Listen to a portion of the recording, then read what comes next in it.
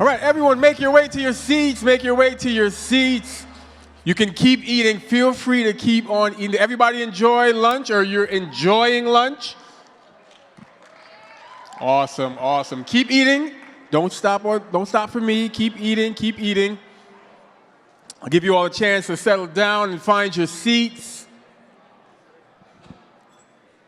Who here has stopped by one of the stations and shared their story? Oh, camera. Was that me? No? Put your camera away. Who here has shared their story already at one of the stations? Anyone? Anyone? I got one hand. I saw one hand. Anyone made a connection? Anyone got a sticker, made a connection, met somebody new? Raise your hand, raise your hand, raise your hand if you met somebody new. Awesome. Anybody met somebody new from your college? Awesome. All right. Give 10 more seconds to find your seats, and then we'll be getting started. Before we go any further, as we mentioned earlier, we want to make sure you see that the impact that you make, the impact that community colleges make, it goes beyond your institutions. And because of that, we have a few words of encouragement from the state and national level. And before we throw on the videos, I know, shout out, earlier I said it's all about you. It's all about the students, your voice, your leadership, your connections. But I do want to acknowledge some other individuals in the room, and some of you mentioned them when you were giving your shout-outs. Can we have a big round of applause for all of the advisors that are here today, all of the directors? If this is you, I want to see you stand up. So I'm looking for all the advisors. I'm looking for directors. I'm looking for vice presidents. If it's you, stand up. Soak it all in. Hold on, keep it going. I'm looking for which school gives the most love to their vice president, their directors, their advisors. Come on, I'm looking for it. Shout out to all of you for the amazing job that you do, for the motivating job that you do. Shout out to all of you. Clearly, you have made a big impact on all of your students, the ones that are here and the ones that are back at your institutions. All right, so a round of applause to you. We appreciate you. And of course, the students, thank you all for showing them that love. And don't just do it here. When you go back to your campus and you give that, you submit that event proposal and they say no, remember you were appreciating them here. They're saying no for a reason. All right, but they'll give you the reason and then they'll say yes next time. All right? Who else is in the room? Do we have any graduating students in the room right now? Who's graduating in a couple weeks? You again, stand up. If you are graduating, get your love now. And then we'll do it again. All graduates, stand up. Skip it? All right. All graduates, stand up. Don't stand up. Graduates, stand up. Now, here's my, I have one, stay standing. I have one quick question. I'm going to do my best to get around to about, 3 or 4 people. What is your plan after graduation? Real quick, what's your plan after graduation? Put you on the spot. I'm going to transfer to a 4-year institution for architecture. All right. I'm going to go all the way to the back. After graduation, what's the plan? Transfer to Rutgers. Let's go, right? Any Rutgers graduates? What's the plan after graduation? Double major in political science and psychology. Okay. And I'll take one more. I'm trying to go far. I'll take one more. I'm going to Montclair State University for a major in sociology and a minor in political science. Awesome. The last one, I'm not being biased, but... Transfer to probably Rutgers and be a mechanical engineer. Shout out to all of the graduates. One thing I didn't mention earlier, when you came in, you all got a raffle ticket. Hold on to that raffle ticket. Someone's going to be a big winner at the end of the day today. All right? Are we ready to move on? All right, we're going to do our best to get back to our videos later, but we're going to continue on with the program. And give me a big round of applause as I welcome our next speaker. Hailing all the way from Rowan College at Burlington County, let's have a big round of applause for Gia Bat.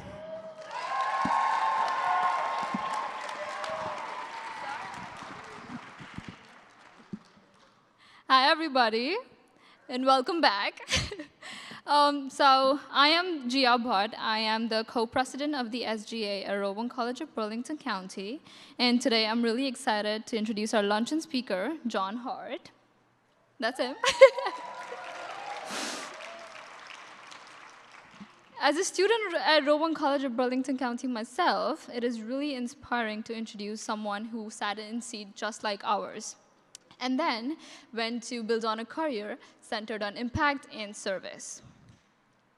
John began his educational journey at Burlington County College, which is now Rowan College of Burlington County, and like many, he started as an assistant manager at Wawa, which helped him pay through his college back then. Before I invite him on stage, I would like to tell you guys a few things about him. Currently, John Hart is the Chief Operating Officer at the Rescue Mission of Trenton, where he helps lead an organization that provides critical support to individuals experiencing homelessness, hunger, and addiction. Before that, he was the COO at ISLES, one of the largest nonprofit organizations in New Jersey. His career has included roles in both government agencies and nonprofit leadership. John has also worked in the New Jersey state government. He was the chief of staff for the Department of Education under Governor Corzine, and later he was the deputy chief of staff for New Jersey Department of Human Services under Governor McGreevey. Yeah. While he was in the New Jersey Department of Human Services, he helped oversee over 25,000 employees and an $11 billion budget. In 2012, when a lot of us were kids, and we probably didn't know this, at least I didn't, but New Jersey was hit by a hurricane, which was popularly known as the Superstorm Sandy. Here, John Hart was the lead administrator under Governor Christie for a $1.3 billion housing program. He directed the Senator Walter Rand Institute of Policy Affairs at Rutgers, taught statistics as a professor, and led research in community services at Virtua Health. But out of all of this, what stands out most is his consistent commitment to helping others and strengthening communities. John's journey shows that every educational path, even the unconventional one, like the one that we chose, can open up powerful opportunities for your growth and success. Everybody, please welcome me in joining John Hart.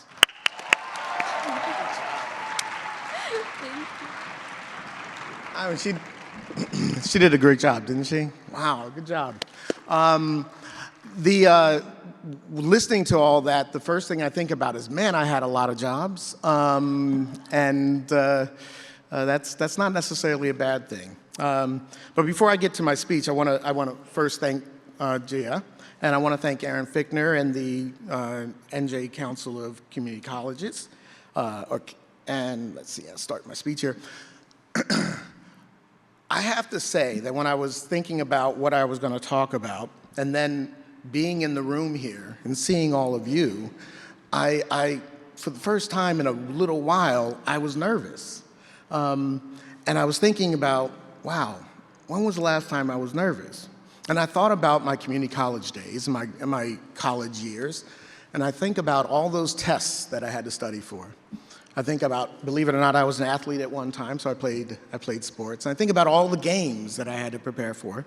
And I thought about, wow, as I gotten older and I've gotten able to be more comfortable, and I'm looking at the sort of the more seasoned folks in the room here for this, and I thought, I don't really put myself in positions to be as nervous as I am being able to speak to you today.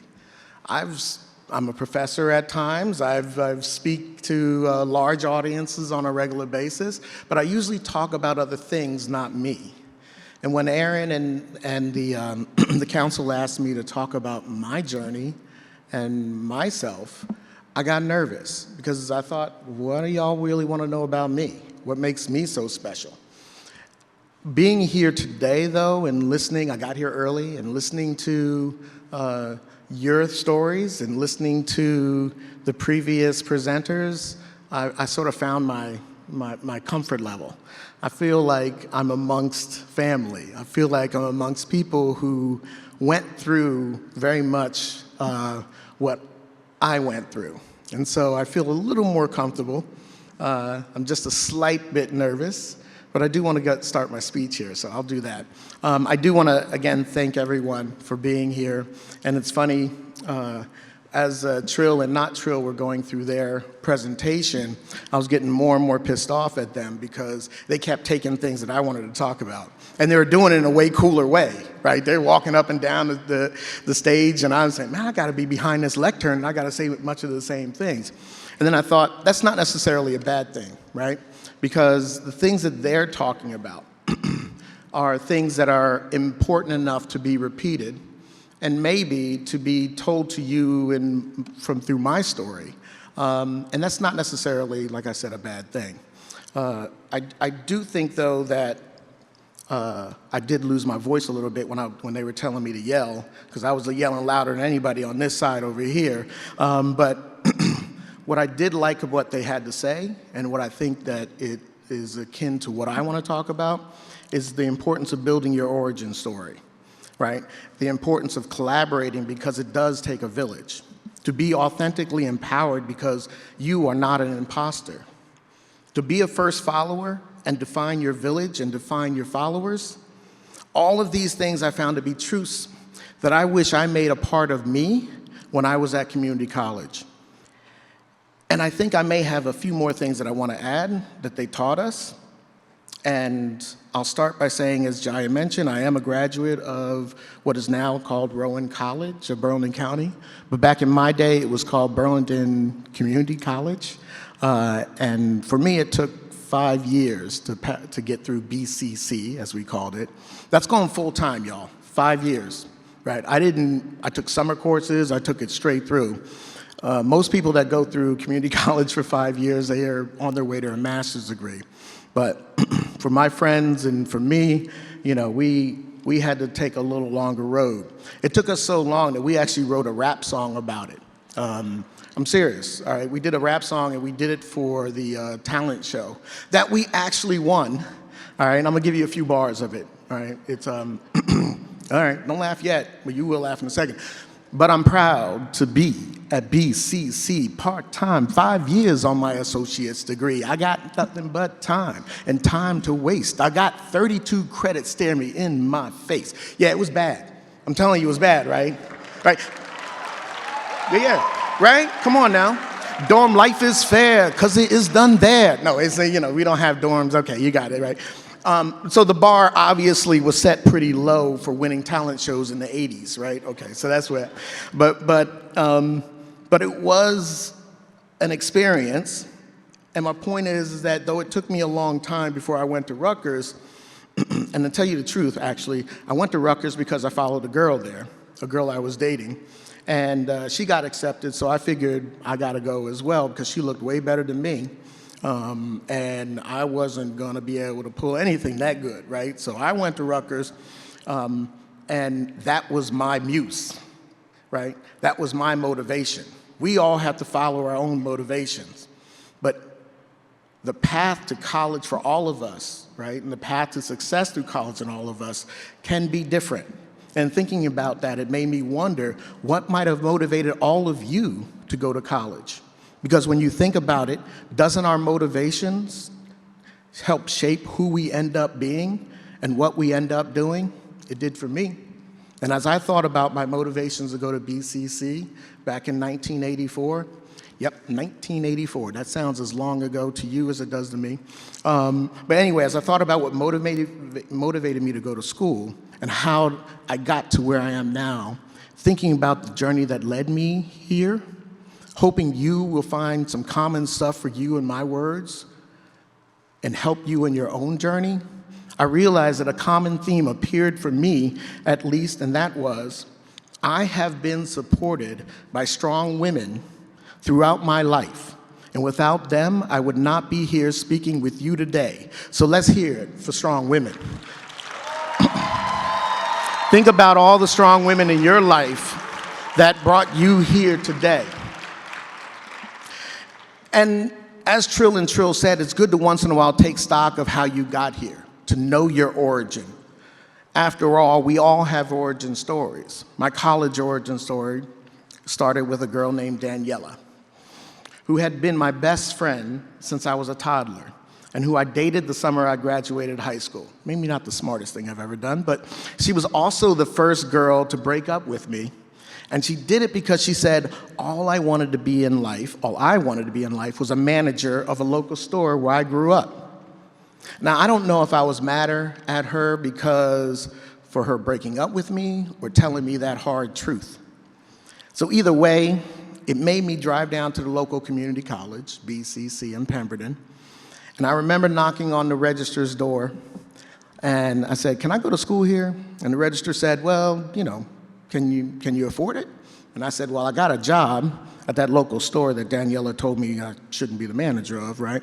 So the lady behind said, okay, yeah, if you got money, you can go to school, probably. And that essentially began my college career. Admittedly, a college career that started out of spite for Daniela, but hey, we all find our incentives, our muses somewhere. And that is my first lesson. Find your motivation. Use it to inspire you, to push you, and let it be the thing that keeps you going when things are not so easy. That motivation is so important. For me, it was making sure someone I cared about saw me as a person I wanted her to see me as, a person trying to meet his potential. The next woman in my life who inspires me to this day is my 97-year-old mom. My mom, to me, is a true American hero. Especially in times like now, being an immigrant is vilified by some of our political leaders. I gotta tell you, she is an immigrant who more than earned the right to be called an American. And I would like to tell a little bit of her story. My mom met my dad during the occupation of Germany after World War II. And for some reason, I don't know what it is because I've seen pictures of him, but she fell in love with him and married one of the first black men she ever met. Well, needless to say, that did not go over very well with her very, very German family, or for my dad's very not German black family here in America. But that didn't stop her or him from forging ahead, moving to America with now 3 kids, and with yours truly not far behind. You could probably guess that life was not easy for my dad and mom.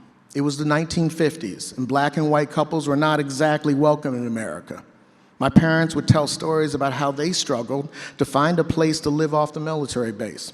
You see, the Army after World War II would let mixed marriages live in 1 or 2 bases. One was in California on the West Coast, and one was in Fort Dix, New Jersey on the East Coast. It made sense in a way, because the society wasn't yet ready for mixed marriages. And as a fun fact, remember Daniela? Well, she and I have been working on a book about our parents. Because you see, Daniela and I grew up in a neighborhood that was almost exclusively German and black. Now, I don't know if that sounds cool to you or not, but for us, it was a living hell. All the moms knew each other. All the dads knew each other too, but they were all sergeants in the military, and we couldn't get away with anything. But there was a darker side to that neighborhood as well. All the black men came back from a war to a country that didn't want them, and all the German women did too. I'm sure that is why most of the fathers became alcoholics. Many, like my dad, were violent to each other, to their kids, and to their spouses. My mom protected us as much as she could, but it wasn't enough. That kind of violence seeps through to all parts of the family. It was pretty early in our research of the book for Danielle and myself that we realized that our dads, though they fought and bled for our country, were not the real heroes. It was our mothers. Our parents would tell us stories of them trying to move into a neighborhood where my mom and dad would take turns being the lead person in the negotiations with the realtors. You can imagine how that turned out, right? They would get right about to the end, either my dad or my mom, and then the other would show up and suddenly closing costs would come out the bill. They just couldn't, they weren't allowed to live anywhere. So finally, eventually, all the families got together and they decided to create their own neighborhood outside of Fort Dix. And over 40 mixed-race families started an American experiment, even though they may not have known that they were starting that experiment. But that experiment had demons, My mom would talk about all the nights she prayed that my dad would not come home drunk and beat us. I remember getting good at knowing just by the sound of the van door closing, poof, whether I was going to be beaten or not. I remember some nights my sisters would tell me to hide in the woods. It's gallows humor. I still laugh when I think about it, because here I am, little kids hiding in the woods from a man who, spent his whole life finding people in woods. But that was the life that we had. But all that I went through paled in comparison to what my older brother and sisters went through, which paled even more in comparison to what my mom went through. And I guess looking back now, none of us could fathom what hell my father went through, being a part of not one, not two, but 3 wars. Wars where he saw his friends and his families killed and wounded, where he himself was the recipient of 2 Purple Hearts. And he came back to a country that, though they suffered and some of them died, didn't want him to come back to. My point in sharing this with you is not only to praise the strength that my family and my neighborhood had, while always and actually acknowledging the brutal reality they lived in, but it is to say we all have our origin stories. Mine is probably very different than yours. But folks like many of you here who go through the community college directions, right? We've had to travel the rougher path oftentimes. And we need places like community colleges that let us hone our edges, build our confidence, and see that while we are a product of our origins, it does not need to be the only thing that defines us. Now, speaking of defines us, I don't know about y'all, but my community college days definitely helped define me. For better or maybe not so better. Take fractions. That's right, fractions. Early on in my college career, because I went to a high school that, let's say, was not at the top of the academic list for the state, I had to take the course math. Now, I know what you're thinking. Okay, John, you mean you took geometry or algebra or calculus? No. It was called math. It was on the textbook. It was M-A-T-H, right? Big letters right there. It took me 3 semesters to pass math, just math, 3 semesters. So for a year and a half, every week, I would take the test by myself and put answers into the reader. That's how we did it back then. It was just this, you didn't really, they taught you the class first, and then they said, okay, you know enough now, go pass math. So for 3 semesters, I would come and take a test, use a little pencil, the little number 2 pencil, put it into the reader, go up to it and say, okay, here we go, let's see what I got now. And of course, the word failure would show up. It didn't say fail, and that threw me off a little bit. I mean, it was like it was judging me and that I was a failure, right? And I have to imagine and tell you that my confidence was waning a little bit. And I felt like the failure that the machine was telling me I was. But we community college folks, we are used to adversity, right? We often have to take a more difficult path. And whether it was me being too stupid to quit, or channeling the toughness of my family, or maybe just not wanting Daniela to be right, whatever it was, I didn't quit. And one warm July evening, I remember like it was yesterday, I finally got the display that said I passed M-A-T-H. My friends and family and coworkers now make fun of me a little bit because as I'm a Six Sigma graduate and I teach statistics at college, I've sort of turned around that whole M-A-T-H issue I had, but I couldn't have done it without being a part of a community, the kind of community that all of you are in. So I suspect that you have a similar math story. Some obstacle you worried about you would never overcome. A worry that your failures define you more than your successes do. A feeling of embarrassment of not being able to do something as well as someone else might expect you to do it. But I also bet you that if you think about it, that each of you have your own math success story, don't you? An obstacle you worried you would never overcome. But you are here because you know it is okay for failures to help define you so long as you continue to face them and they are not the only thing that defines you. Fighting through obstacles and not letting them be the only thing that defines you will be an important part of your success story, your origin story. But that is only one part of the solution.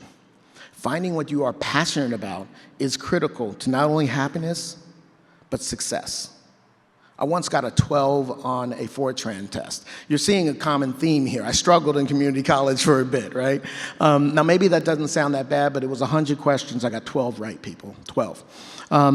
So looking back at it, I probably should have been upset at the professor for giving us 100 questions, but I learned two things that morning that I got that test. One is that I'm not going to look at my grades anymore after I get tests because I was done for the whole class. And I did that. From now, every time I got a test score, I did not look at it. More importantly, though, the second thing I learned was that as I was sitting on the curb after the class, I was thinking, man, I'm really bad at computer programming, was that either I need to find something I'm passionate and good about, or I need to quit college. And it turns out my next class was political science. And I really paid attention in that class, and I found a passion.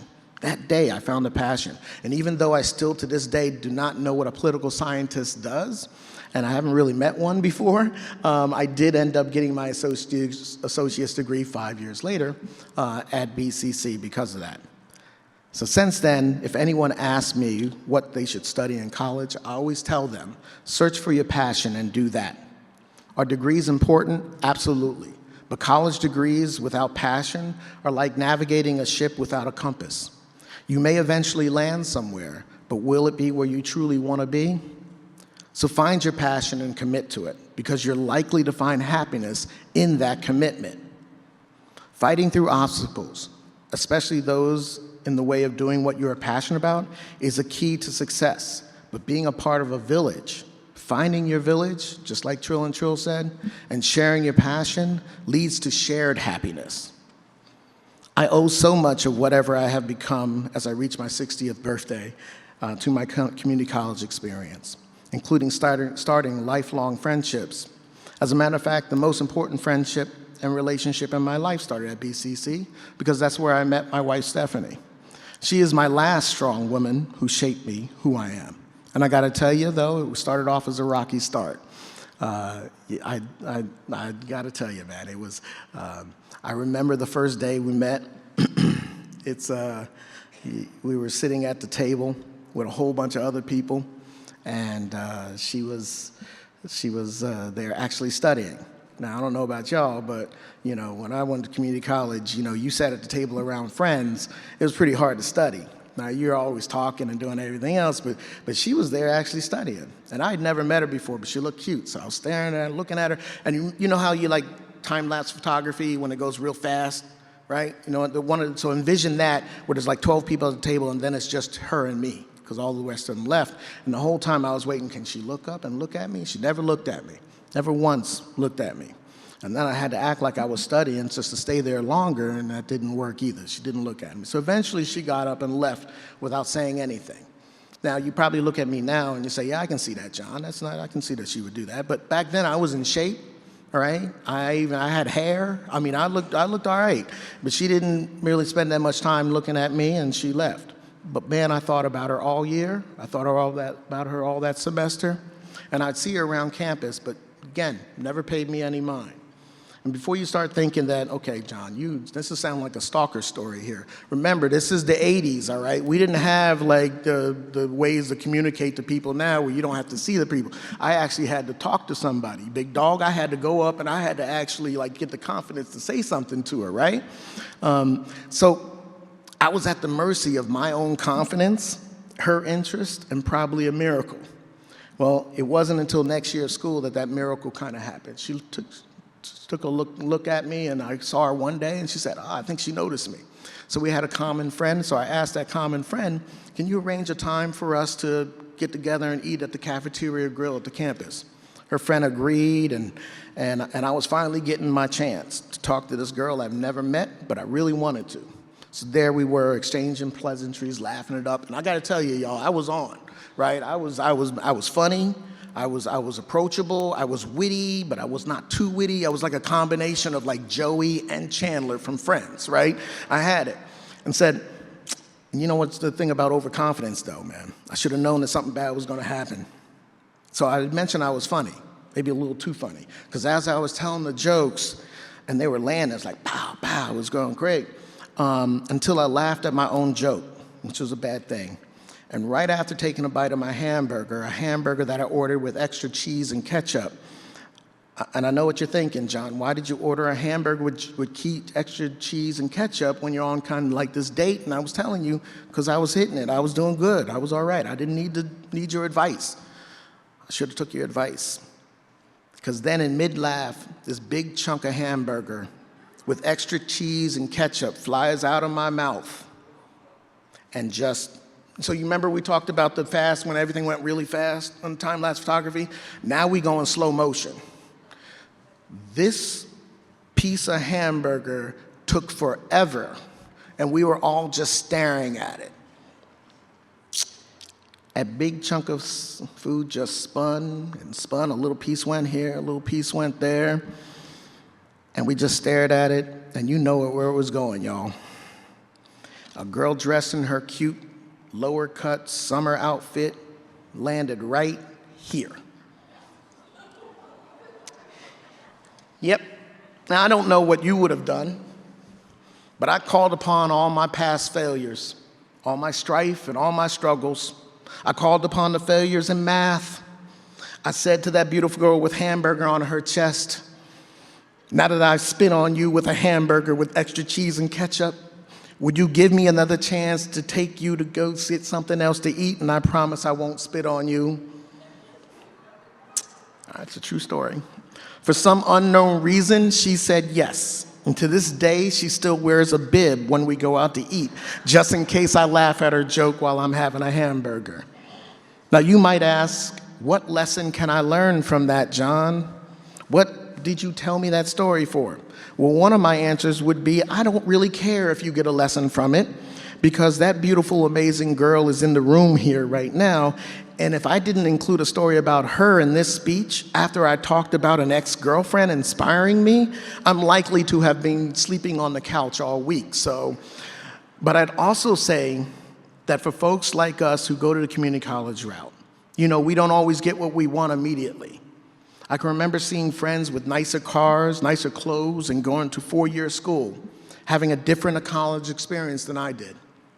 And I remember thinking that I have to trust that investing in myself, building my skills, my experience, and my confidence will help me be a better me, or do the good I want to do better. And I like to think that I'm living proof that it did. So yeah, I had to wait a year to finally spit on the love of my life and begin our own journey.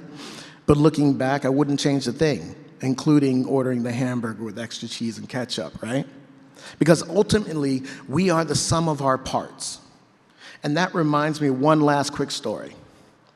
In the late 90s, my son was almost 4 years old, just old enough to be dangerous for a father to be alone with. By the way, people, if you are alone with your son, don't describe him as babysitting or watching your own kid to your significant other. It doesn't go over well. So anyway, I'm happily spending quality time with my progeny, but I have work to do on the computer. And this boy just will not leave me alone. And it just so happens, because I'm looking around, he's played with all his toys, and it happens, I'm looking over there and on the kitchen table, you know what's on the kitchen table? It's a newspaper. You know what's in that newspaper? It's a map of the world, right? So I'm looking at there and I said, my son loves puzzles. That map right there, if I cut out all of the countries on that map and switch it all around, that's a puzzle. I'll be able to be on the internet for hours. I'm good, right? So I tell him it's a puzzle. I cut up all of it, right? And there's a lot of countries there. And just about the time when I finally got there, I said, go ahead, son, go get it. He says, okay, Daddy. And he goes up and he starts to do it.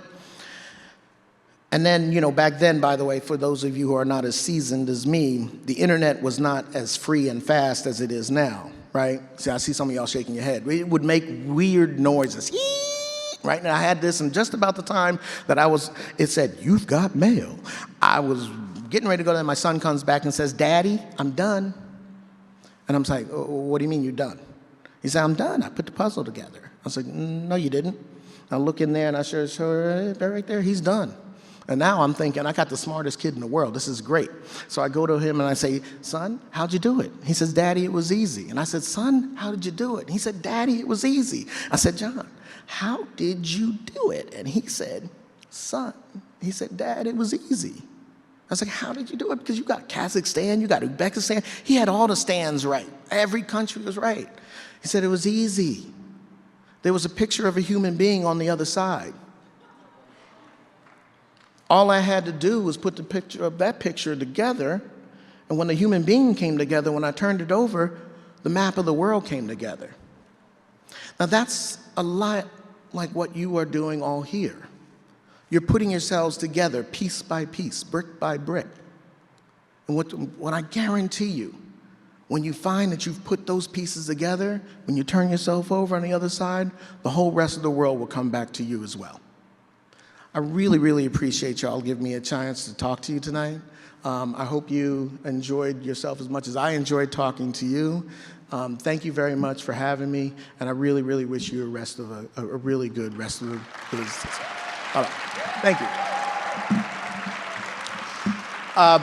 By the way, if anyone wants to talk more about me spitting on people or whatever you want to do, I'm here, and I'll be here for the rest of the event. I look forward to speaking with you. All right, thanks. Bye-bye.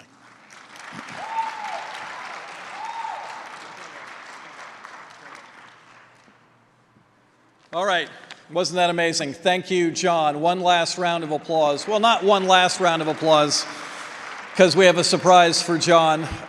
Thank you, John, for being with us. Thank you for your incredible career of service, and thank you for sharing your community college story with all of us. Do we have folks from Salem Community College in the house? Salem here? All right, Salem. So as some of you may know, Salem has the only associate's degree program in glass technology in the entire country. And so, John, can you come back on stage, because I have a little token of our appreciation. In honor of Community College Month, in honor of your incredible career of service, and in honor of you being here with us today, we are presenting you a glass acorn made from students and faculty at Salem County Community College. Thank you. As a small token of appreciation. Thank you, Salem. An acorn is a really appropriate symbol, right? You plant an acorn, grows into a tree, it creates shade, it creates a forest. And John, I know that you have lived that in your life and in your career, and thank you. Thank you for being with us today. Appreciate that. Thank you very much. Thank you. Thank you. Thank you. All right, one last round of applause for John Hart.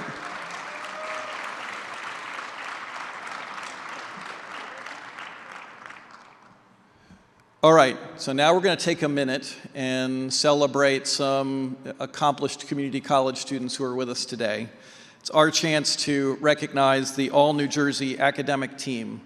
And to do that, we are honored to have Patty Van Adder, who's the Senior Director of Engagement at Phi Theta Kappa Honor Society International, to join in honoring these amazing students. And I would ask to the honorees, as your name is called, if you could come up to the step and repeat over here, and we'll take a group photo of all of you. So with no further ado, Patty Van Adder.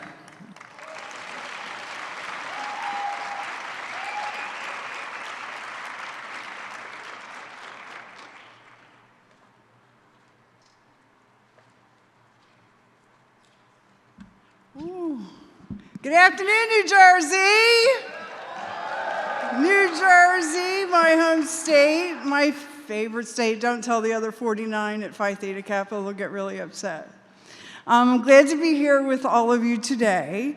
And it's my sincere honor to recognize the members of the 2026 All New Jersey academic team. You know, Phi Theta Kappa recognizes the academic achievement of college students and provides opportunities for its members to grow as scholars and leaders. Established in 1918, Phi Theta Kappa has a presence on almost 1,300 community college campuses in 11 nations. Since its inception, more than 4.5 million students have been inducted into the organization, with approximately 250,000 current active members, making Phi Theta Kappa a true catalyst among its members and the colleges it serves. Today we recognize some of New Jersey's most outstanding college students. This year, there are 46 honorees from across the 18 community colleges of the state. And I just want to take a moment to congratulate all of them, whether they're in the room or they have been weren't able to make it today. It's clearly a form of excellence. It's just absolutely amazing that these students have shown the excellence in academics and leadership among their peers and service to their campuses and communities. And in short, they are extraordinary scholars, servant leaders, and engaged citizens. So without further ado, we'll start the roll call of names. If you're here, we said will join us up here at the Step and Repeat. From Atlantic Cape Community College, Cole Manganaro.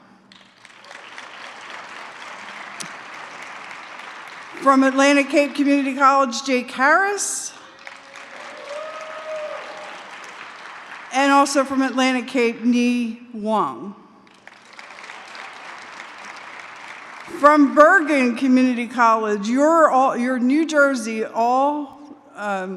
New Century Workforce Scholar, on top of a New Jersey Scholar, Ms. Chanel Kayla Brown.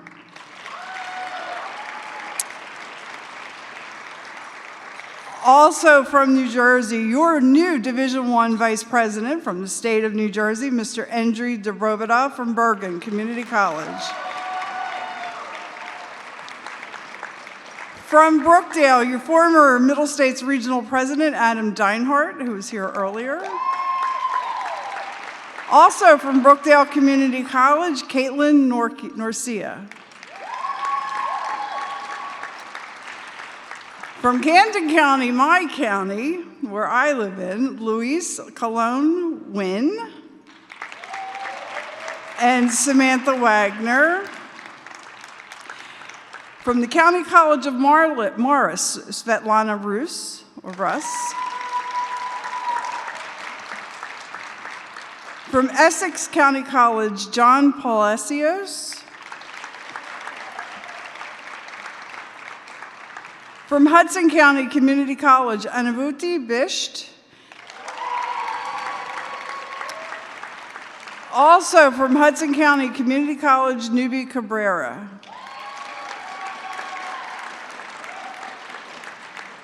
From Mercer County College, William Duffy III. And also from Mercer, Olandra Perez. Two students from Middlesex College, Ms. Samina Nassim and Mahi Zhangvi.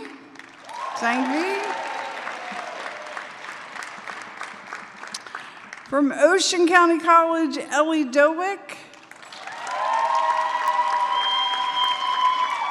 Also from Ocean, Sabrina Watts.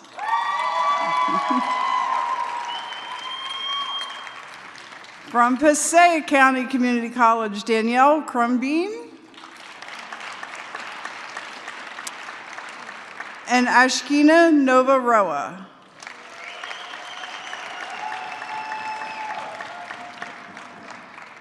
From Rowan College at Burlington County, Preston Barker.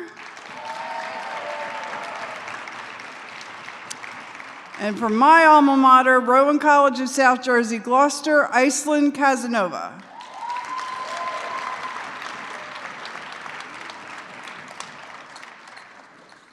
If any of the students that I just called your name haven't received your medallion or your certificate, please see my helpers over there, our New Jersey State President and Andriy.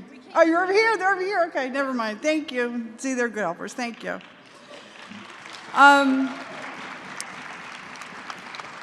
We'd also like to talk a little bit about the New Century Transfer Scholar and Coca-Cola Scholars. Each year, the highest scoring All-USA applicant on a transfer path from each state is named a Coca-Cola New Century Transfer Scholar. This student earns a $2,750 scholarship from the Coca-Cola Foundation Drink your Diet Coke, friends, drink your Diet Coke. And just like the workforce pathway, which Chanel was just recently recognized. The New Century Transfer Scholar Program is also sponsored by the American Association of Community Colleges and of Phi Theta Kappa. This year's New Century Transfer Scholar is Andre Roxas from Rowan College of South Jersey, Gloucester. What else can I say about Andre except that he was also selected as a member, the 50-member team of the All-USA academic team who were just celebrated in Seattle, Washington last week. So he was one of the top 50 scorers there. The Coca-Cola academic team recognizes high-achieving college students who demonstrate academic excellence and intellectual rigor combined with leadership and service. The Coca-Cola academic team is sponsored by the foundation, and I'm incredibly proud to announce that New Jersey had the most Coca-Cola scholars at 4. Preston Barker from Rowan College of Burlington County. Ma Noor, also from Rowan College at Burlington County. Chelsea Salesman, Raritan Valley Community College. And last but not least, Alondra Perez, Mercer County Community College, and I have your medallion. As we close, to the 2026 All New Jersey Academic Team, the Coca-Cola Scholars, and the All-USA Team, you represent the very best of scholarship, leadership, and service. Through hard work and purpose, you have shown that achievement can create meaningful change. As you move forward, lead with curiosity, serve with integrity, and never underestimate the impact of your voice. Your journey is just beginning, and the future is brighter because of you. On behalf of everybody at Phi Theta Kappa, the Middle States region, congratulations to all of our PTK scholars.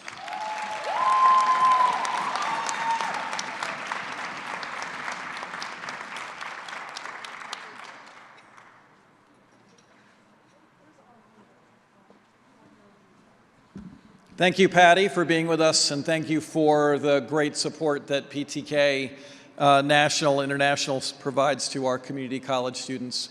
One more round of applause for our All-State Academic Team.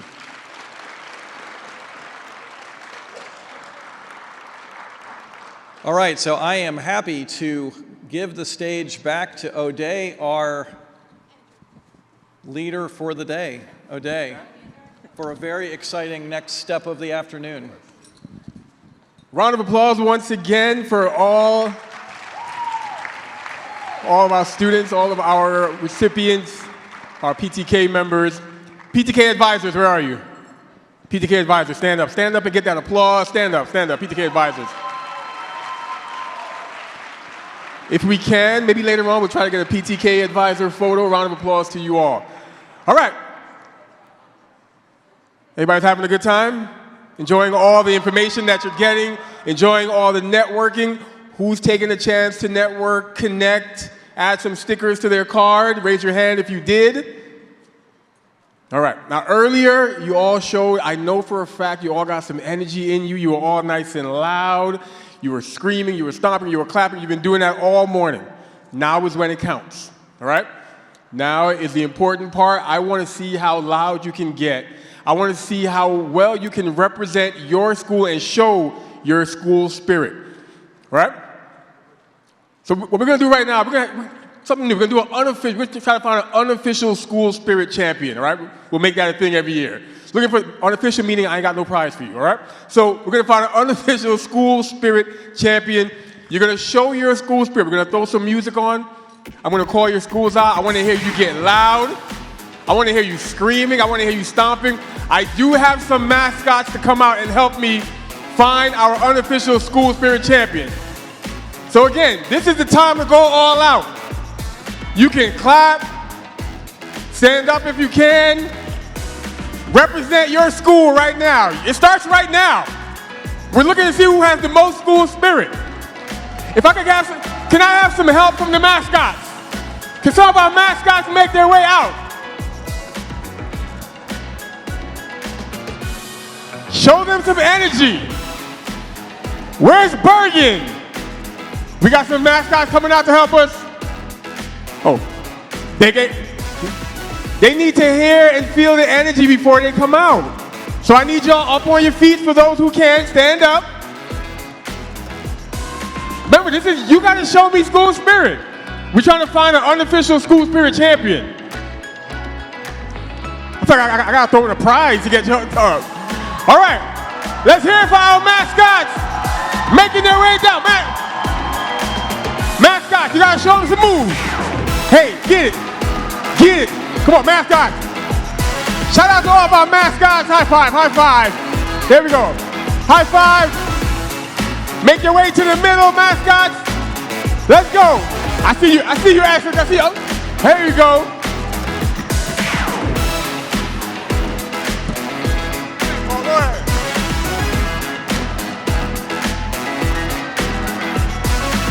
Mascot, show off those dance moves in the middle. Show them some love. Keep it going. Keep the music going. We can run that back. All right. We're looking for energy right now. If I call your name, you better get loud. Atlantic Cape, where we at? Atlantic Cape, come on. We can do better. Atlantic Cape, where we at? Brookdale Community College, where are we? All right, I need it nice and loud. Brookdale Community College, the home team. Camden County College, where we at? All right, like I'm here. Essex County College, where are we? Come on, so far. I think Bergen had it so far, all right. Hudson County Community College. All right, Hudson County set the bar. Who else? Mercer County Community College. Come on, show off those dance moves. Let's get it. Hey, get it. Who else? Middlesex College. Woo! I think that was the best. I'm okay. Who else? County College of Morris. All right. The bar is high right now. Ocean County College, where are we? They brought props. Passaic County, where we at? One more time, Passaic County Community College. There we go. Raritan Valley Community College. Don't put Jason to work. Rowan College at Burlington, where are we? There we go. Bars like that. Salem Community College. Shout out to Salem. Rowan College of South Jersey. Sussex County Community College, where are we? Union College of Union County, New Jersey. Warren County Community College, where you at? Mascot, show all those dance moves one last time. Get it. I'm looking for the best old school dance move right now. Hold on. One at a time. Mascot, come here. Hold on. We got. Spotlight. Show off your best dance move right now. Get it. Hey. All right, who's next? RCBC, show off your best dance moves right now. Get it. Oh, a little hip action. Get it. Who's next? I want to see your best dance move right now. Your best. Get it. Oh, a little stanky leg. Get it. Next up. Best dance move. Get it. All right, who's that? I got two at a time. Come here, come on. Essence, come up, two at a time. Dance battle, show off your best dance move. Get it. Hey, a little old school. Pop it up. Hey, get it. All right, a little whipping nay. Who's next? Two at a time. Matter of fact, join in. We got 4 up right now.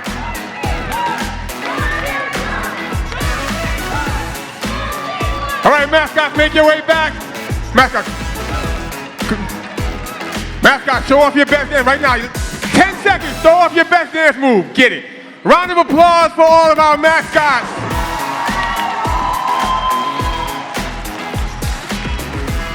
Mascots, if you want to make your way over, you're going to do by the step and repeat. Yeah.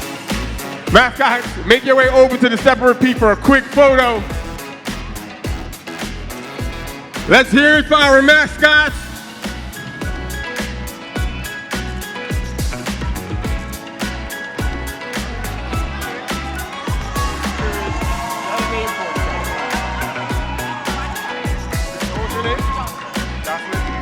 Come here. Can we get a round of applause? Showing school spirit, joining in with our mascot, Jocelyn from Passaic County Community College. Join in, join in.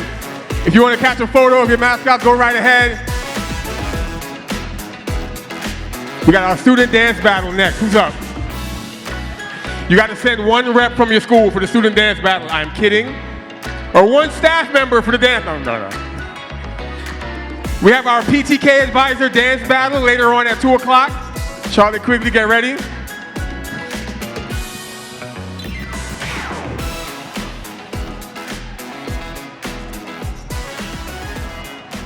So I'm trying to think, who had the most school spirit? If you feel you had the most school spirit, get loud right now.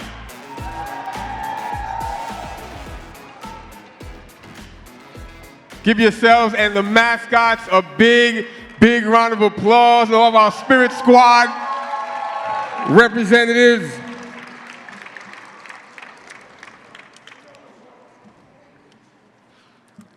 All right, we're gonna grab those one last minute for photos.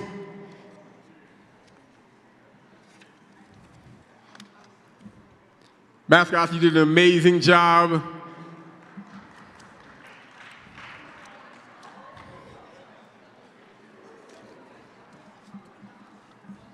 So while we take the photo, I want to once again remind you all, you should be connecting, you should be filling out those leadership quest cards, getting those stickers. Meet a mascot you never met before. Say hi to a mascot. Say hi to Bolt the Colt. All right, we're just already, we're going to continue on. What we're going to do right now, you've been sitting down for a while. We're going to take a very brief break. You can clean off your table if you haven't done so as yet. We're going to take 10 minutes, a 10-minute break. Clean off your table, hit the restroom, hit the back for a snack if you like. A quick 10-minute break, and we will come right back. But real quick, before you go on break, if you can quickly check on your name tags. Everyone take a quick look at your name badge while you're at it. Your table number that's on your name badge, that's gonna guide you through the afternoon sessions. So make a note of that number that's on your name badge, all right? Make a note of that table number that is on your name badge. During these 10 minutes, that's more than enough time to stop by one of our student story stations and share your story. All right, enjoy. Throw some music on, have that PTK advisor dance battle, vice president dance battle at 3 o'clock. So all vice presidents get ready, practice your routines.